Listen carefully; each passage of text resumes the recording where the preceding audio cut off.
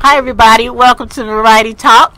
I am your host, Lady Linda, and I'm laughing here because I got caught a little bit right in between some things that were going on, pre-taping here. But wait a minute, we're live. And guess what? I'm not by myself. I am your host, Lady Linda. Welcome to the show, everybody. And you're sitting in on, of course, again, a live segment of Variety Talk. And I have someone very special with me. And why? Because this is a really, really special time. We actually had another show planned today, but this subject is near and dear to my heart, and I want to begin by thanking all of the Variety Talk family members who have been very supportive, and you know who you are. And before the end of the year, I'm going to start naming names because you guys have been outstanding. So before I even introduce my guest here, which, by the way, he's got a pretty familiar face, I want to just take care of a little housekeeping. I want to thank, first of all, WCOBM. I want to thank Gene Woods, the owner, and I'd like to thank Bruce and everybody, Scotty over here in our engineering department, Danny, Ariel, everybody. I want to thank everybody because it's the end of the year, and I am very happy and pleased and thankful to be able to get all of the very important messages across that we've been able to do, and particularly those regarding the violence that's been happening. And that's been one of the most important shows that I feel that one could ever do, which is to stop the violence and start the peace. Thank you very much for the plaque. Thank you, Variety Talk supporters, for your love. And now that we've gotten that out the way, let's talk about a little bit about, I hate to even use the word, but I want to talk about the haters.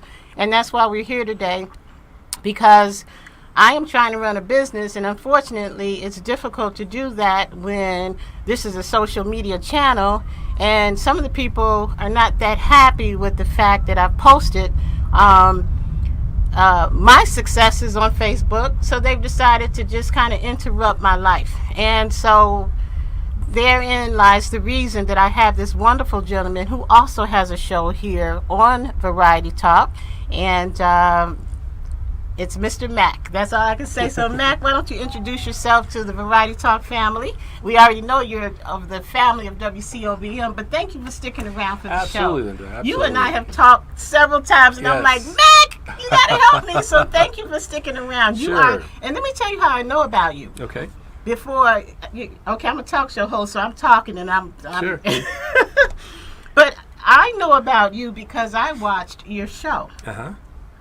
It's fantastic. Thank you. So, Variety Talk family, make sure, first of all, tell everybody who you are and what time you come on. My name is Mac Jackson Jr. We host a show here in WCOBM every Friday at 3 p.m. That's Friday, 3 p.m. Pacific Standard Time. Technology Review is the name of our show. We talk about identity theft and fraud. We also talk about technology as well, so you can learn something about what's coming up around the corner in technology, as well as protecting your privacy. Oh, hey, all of that in one condensed sentence and everything. Yeah. You will still get to that Christmas party. All right, Variety Talk family, the reason why we're here today is because I am not the only person who is experiencing this. And Matt, why don't you just give us a few statistics on cyberspace crime, cyberspace hacking, which is Sure. what we're all being confronted with these days. Absolutely. There are over 16 million new victims of identity theft reported to law enforcement every year. Right? Every 2 seconds, someone has their personal identifiable information stolen by a cyber hacker. And when I mean personal identifiable information, I mean like your social security number, your driver's license, passport number, even your phone number is part of your personal identifiable information. There's talk now about that's a piece of information that we give out freely as our phone number. And within databases on the internet, especially in the black market underground, your phone number is connected to all kinds of information about you and how people can find out about you. I believe it. I believe it. Yes. So what are the two things that people use the most? The phone number and the email address? Phone number, email address. And We give social, that- of course. Mhm. But the But we social don't- is more difficult to get a hold Correct. of. We that. don't give out the social security number normally, but if you notice, social security numbers can be easily identified. I can show you a little trick how it's done. I want to hear about it. Okay. Where were you born? Chicago, Illinois. Chicago, Illinois. Chi-town, Chi-town. girl. Chi-town. Right You look on. like you're from the Midwest too. Where are you from? I'm from here, Las Vegas. Are you really? Born and raised here, Las Vegas. You are the very first person Really? I met, honest to God, who was like not a transplant. Right. Amazing. Yeah, I'm a native Las Vegas. Born here. Okay. So here's a little experiment. If we take a look at where a person is born, right, what state they're born in, usually back in the day, the Social Security Administration gave out Social Security numbers based upon location, demographic location around the country, right? So, for example, Chi-town, the first three, Chicago, Illinois, the first three numbers of your Social Security number relates to that area of Illinois. So then we have your middle two, and then the last four digits. What information do we always give creditors or bankers, or when someone wants to verify who we are, even our phone company? They ask for your last four digits, right? Yes. And we give that information out freely. Yes, we do. So now Thinking that it's protected. right. So now Okay. that we know your name and we know where you were born, I can find the first three of your Social Security number. Wow. Then by asking you information from a phone call to verify your identity, I ask you for your last four digits of your number. Now I have the last four. Oh. And that's only 99 numbers in the middle. That's easy. Simple spreadsheet, you can generate 99 numbers. And then I can ping the Social Security Administration or other websites to find out additional information from you. And when I do, I then have your Social Security number. Now I have your name, your Social Security number. I can go on governmental websites to find out if you own property in a certain city, how much you pay on taxes. And then from that information, I know how much you pay on taxes, I know where you live. I can get a satellite view of your house.